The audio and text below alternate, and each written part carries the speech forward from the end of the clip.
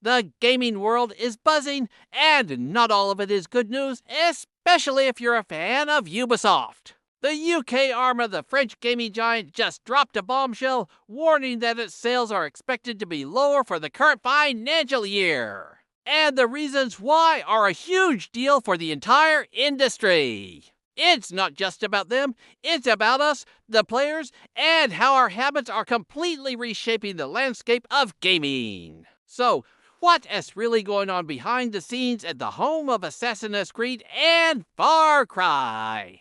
Is this a sign of bigger trouble to come, or just a temporary slump? Let's break it all down. First up, the big headline from Ubisoft UK is a predicted drop in sales for the financial year ending in March 2026. According to their latest filings, there are two main culprits. One is pretty straightforward. They're simply releasing fewer new games. But the second reason is where things get really interesting. Ubisoft says that gamers are now playing fewer titles, but for much longer periods.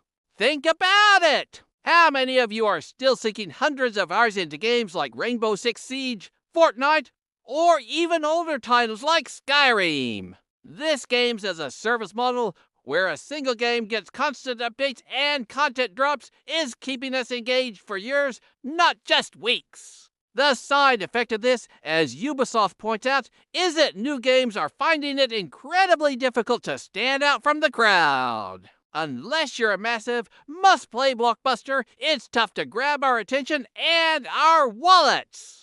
They describe the market as more volatile and say the sales potential for any specific new game is less predictable than ever before. This is a huge shift from the old days where publishers could rely on a steady stream of new releases to drive revenue. Now it seems only the biggest of the big can survive. Let's look at the numbers for a moment because they tell a fascinating story.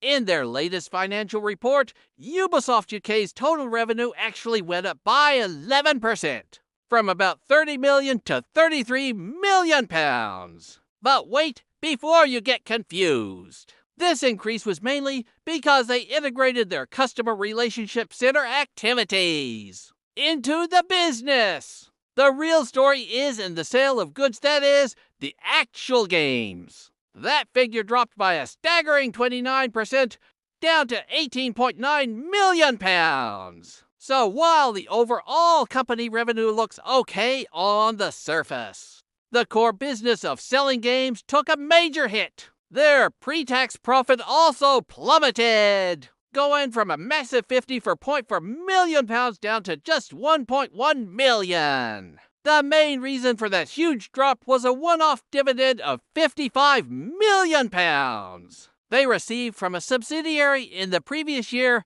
which wasn't repeated. If you look at their underlying profit, it stayed flat at around 750,000 pounds. So, while not a total disaster, the trend is definitely worrying. To understand why, just look at their release schedule.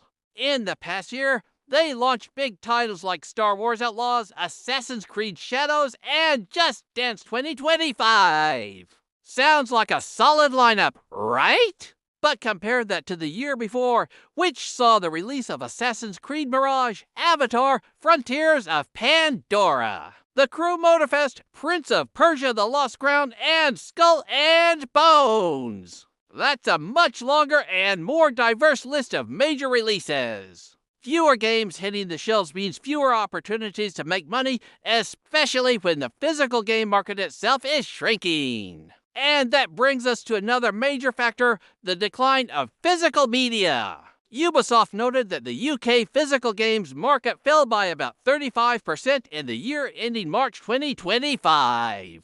We're all moving towards digital downloads, subscription services like Game Pass, and cloud streaming. The days of lining up at midnight for a disc are fading fast. On top of that, hardware sales also dropped by around 25%.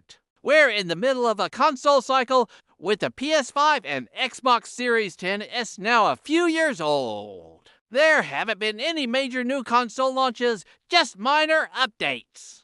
So fewer people are buying new hardware, which often drives software sales. So what does this all mean for the future of gaming, according to Ubisoft? Well, they believe the traditional model of selling a single game for 50 or 60 pounds is becoming less ubiquitous. The future, it seems, is a mix of everything else, multi-game subscription services, long-running live service games, free-to-play titles with in-game purchases, and cloud streaming. These are all providing new and attractive ways for us to access content, and it's forcing publishers to adapt or get left behind. This changing landscape has had real-world consequences for the people who make these games. The latest financial reports came out after some sad news earlier this year.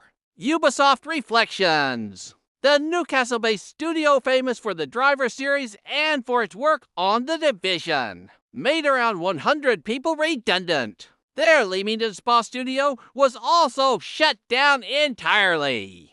Ubisoft said this was part of a larger effort to reposition the business in a market that's becoming more and more competitive. These job cuts were part of a wider restructuring across the entire Ubisoft group, aimed at cutting costs by about 200 million euros. It's a tough reality of the industry right now. As the market changes, companies are forced to make difficult decisions to stay afloat. And it's not just the UK division feeling the pressure. The parent company, Ubisoft Entertainment, saw its global sales drop from 2.3 billion euros to 1.89 billion euros. They went from making a profit of nearly 158 million euros to a loss of almost 159 million. That's a huge swing and shows just how challenging the current climate is for even the biggest players in the game. So,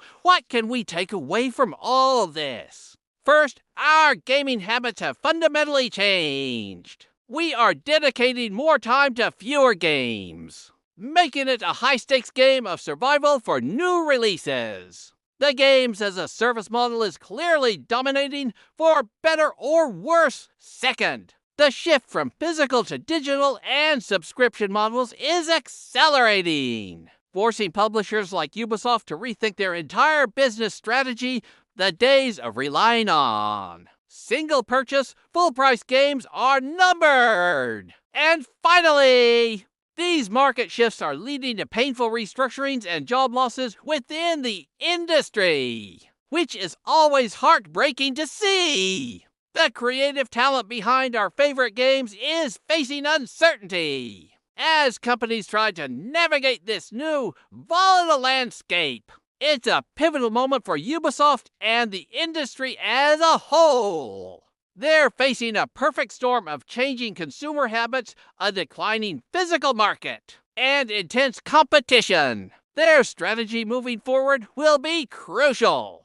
Will they double down on huge live service titles? Will they find a new way to make their single-player games stand out? Or will they lean more heavily into subscriptions and other models? One thing is for sure, the way we play and pay for games is evolving, and companies that can't keep up will be left behind. It will be fascinating to watch how Ubisoft, and indeed the entire industry, adapts to this new reality. What do you all think? Are you playing fewer games but for longer?